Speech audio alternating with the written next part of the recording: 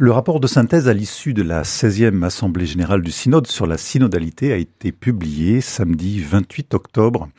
Une nouvelle étape vient d'être franchie dans un processus qui a débuté en octobre 2021. Avec ce document et pour préparer la deuxième session en 2024, des réflexions et des propositions sont offertes sur des sujets tels que le rôle des femmes et des laïcs, le ministère des évêques, le sacerdoce et le diaconat, l'importance des pauvres et des migrants, la mission numérique, l'œcuménisme ou encore les abus. Père Echenne, vous étiez un des 4 évêques présents au nom de la Conférence épiscopale française. Nous n'allons pas détailler ensemble le document de synthèse aujourd'hui, mais peut-être relever tel ou tel point. Tout d'abord, pour commencer, vous nous aviez présenté cette rencontre des pères et mères synodaux d'abord comme une démarche spirituelle. Comment avez-vous vécu cette longue retraite de 4 semaines ? Alors effectivement, c'est une démarche spirituelle. C'était une démarche spirituelle, une célébration. Alors, une précision, c'est vrai que nous étions 4 évêques élus par l'Assemblée des évêques, mais il y avait en plus le cardinal Jean-Marc Aveline, qui a été donc un des cardinaux désignés par le pape avec bien d'autres, et puis aussi une consacrée du diocèse de Rodez, Anne Ferrand, qui était un peu le visage féminin de la délégation, entre guillemets, délégation française.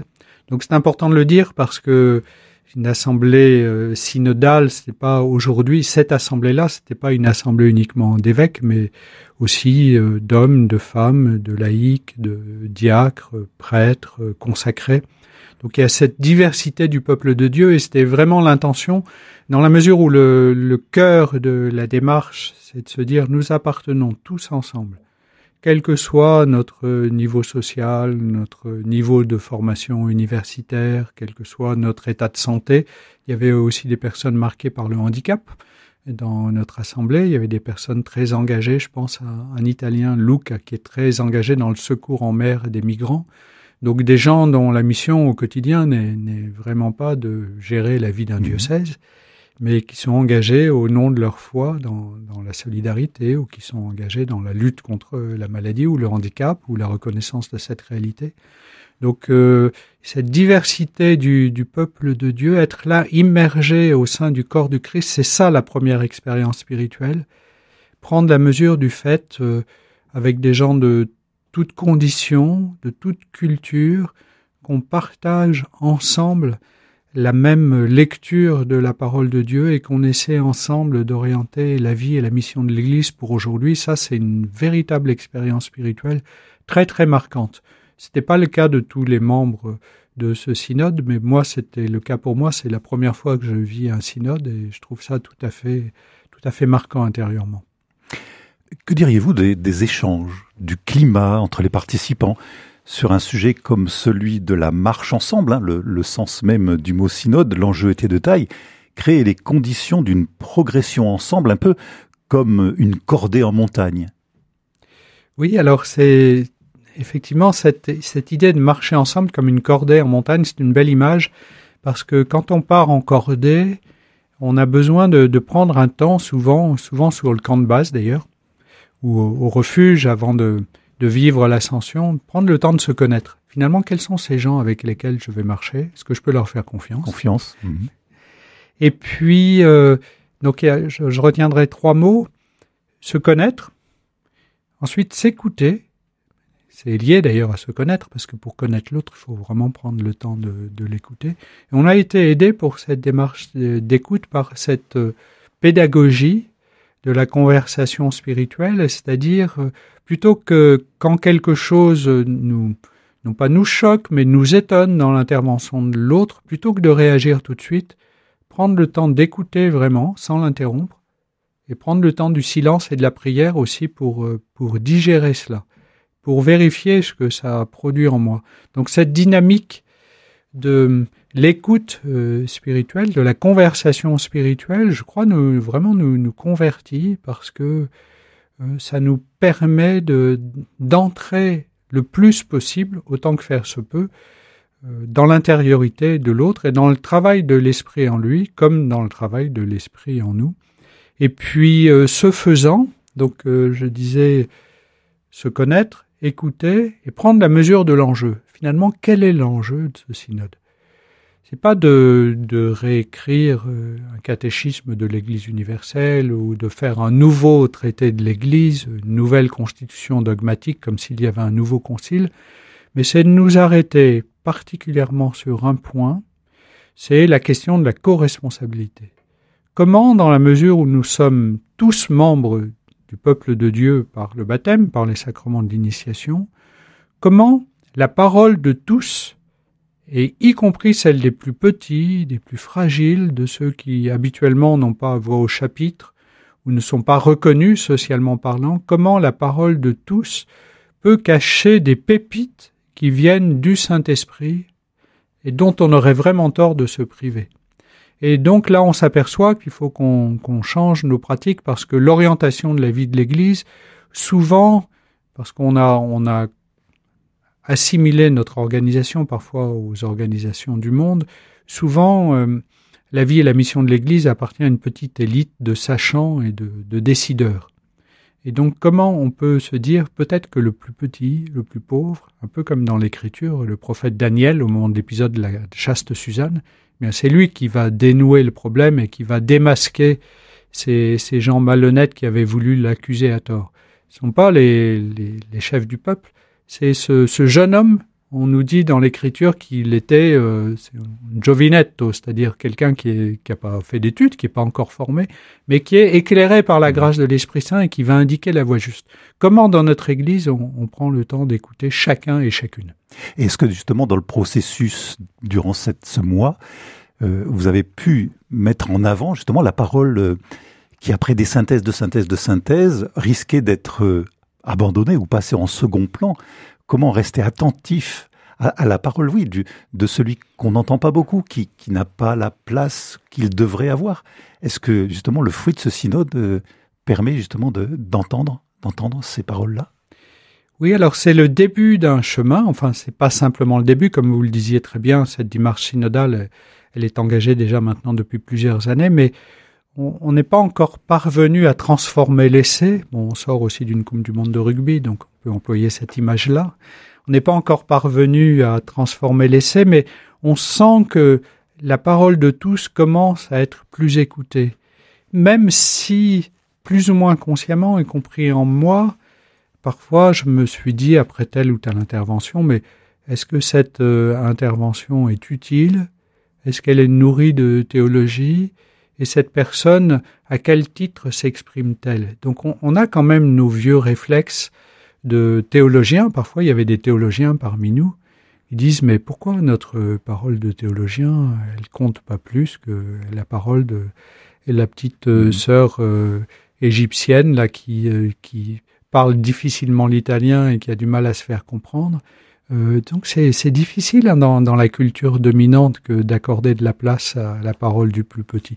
Et dans nos églises locales, c'est difficile aussi, y compris dans nos conseils paroissiaux.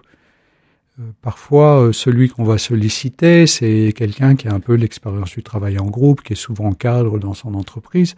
C'est pas forcément le migrant qui est là de passage et qui pourtant, sur l'état du monde, a des choses à nous dire qui pourraient être tout à fait éclairantes. Nous avions échangé sur ce point avant votre départ pour Rome. Les attentes étaient très très fortes de la part de l'ensemble des catholiques. Ils étaient en effet très nombreux à s'être mobilisés sur les 7 continents depuis octobre 2021. Est-ce que le rapport final de cette session, qui n'est pas le rapport final du synode, on l'a bien entendu, eh bien, est-ce que ce rapport-là offre de quoi rassurer finalement le plus grand nombre avec ces attentes considérables qui étaient exprimées il y a un an? Ce rapport-là, sans doute pas, parce que c'est vraiment un rapport d'étape. C'est un peu une sorte de compte-rendu de tout ce qui a été exprimé, des propositions qui ont été faites, des points de convergence, des points de divergence, des questions qui sont encore en débat. Donc c'est pas forcément un rapport très enthousiasmant et ça ne conduit pas à des décisions majeures qui vont réorienter la vie de l'Église. Mais dans la mesure où justement le statut de ce texte est bien énoncé, on se dit c'est un rapport d'étape, c'est une première ébauche d'une sculpture qui n'est pas encore aboutie, ça peut être acceptable. En revanche, si au terme de la deuxième session du synode en octobre 2024 et au terme d'une exhortation apostolique post-synodale dans laquelle le pape dira « J'ai bien entendu ce travail du synode, nous allons aller dans ce sens-là », si là, il n'y avait rien de significatif, bien, je pense que ça générerait beaucoup de déception. Alors, après, il y a des gens qui sont très militants d'une cause, qui sont tellement attachés à leur cause que s'ils ne voient pas dans les lignes d'une décision synodale ou d'un texte du pape une reprise mot pour mot des attendus de leur cause, seront forcément déçus. Mais des déçus de cette nature-là, il y en aura forcément. Mais est-ce qu'au terme de cette démarche-là, on se dira, tiens, notre Église s'est adaptée à la réalité de ce temps et elle propose quelque chose qui a du sens. Faudrait qu'on puisse se dire ça, disons dans le dernier trimestre 2024, octobre, novembre, décembre, pour Noël, qui est une nouvelle naissance. Justement, sur certaines questions attendues, on peut citer, vous l'avez déjà dit, le célibat des prêtres ou la place des femmes dans les instances de gouvernance, encore l'accueil des couples de même sexe. De fait, le rapport n'apporte pas, ne tranche pas, ne donne pas de solution. Selon vous, est-ce que c'est à cause du fait que ces questions ne sont pas encore suffisamment avancées pour arriver à des conclusions, ou cela laisserait-il entendre que des réponses nuancées seraient possibles demain par des églises différentes suivant les continents? Ces points, en effet, sont pas des points dogmatiques qui mettent en question l'unité de l'Église, mais davantage des questions de pratique ou de discipline sur lesquelles, bien entendu, la culture peut avoir un effet important. Oui, la question est vraiment celle-là. Est-ce que face à des situations particulières de telle ou telle personne, liées à leur histoire personnelle, parfois faites de beaucoup de blessures, liées à leur culture, liées à leur réalité, y compris la réalité de leur orientation. Donc, est-ce que, face à des situations particulières, il faut changer la doctrine ou la morale, ou est-ce qu'il faut que ceux qui portent une responsabilité pastorale, dans une logique d'accompagnement de ces personnes, puissent discerner avec elles, sous le souffle de l'esprit, ce qu'il leur est possible de vivre en Église, jusqu'où on peut les accompagner sans porter atteinte à l'intégrité du message. Donc c'est cet équilibre qui est difficile à trouver, parfois, y compris dans la vie de nos diocèses. Aujourd'hui, des curés s'adressent à l'évêque en disant, voilà, je suis affronté à telle situation, j'ai en face de moi un couple de personnes du même sexe qui demandent le baptême pour leur enfant. Que dois-je faire? Je voudrais que l'évêque me donne une norme que je n'ai qu'à appliquer. Et souvent, ma réponse, c'est de dire, écoute, c'est toi qui connais ces personnes-là. C'est toi qui sais qu'il faut des motifs très forts pour refuser la grâce du baptême à un enfant. Est-ce qu'on peut refuser la grâce du baptême à un enfant au prétexte que les parents font tel ou tel choix personnel?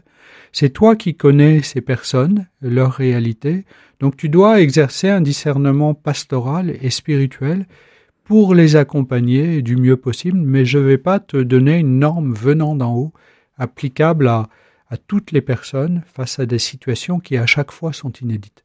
Donc on est, évidemment, c'est une approche assez ignatienne, mais c'est une approche au fond évangélique. Le Christ, dans l'Évangile, il marche avec des gens qui sont dans une situation donnée et il leur annonce le salut. Comment? En marchant avec des gens, on leur annonce le salut dans leur situation particulière, sans remettre en cause les dogmes fondamentaux qui sont un peu comme la colonne vertébrale de notre Église.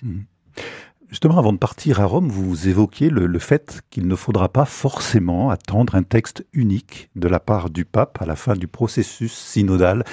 Est-ce que ce sentiment a été renforcé avec cette session à Rome?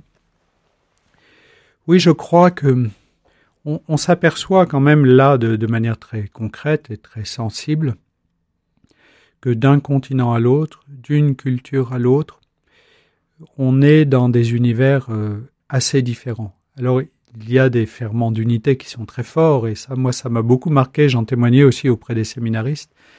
Il y a des écarts culturels qui sont très grands, et en même temps, quand on se réfère ensemble au Christ et à son évangile, il y a une proximité, enfin, on est avec des frères et des sœurs chrétiens et chrétiennes, quoi.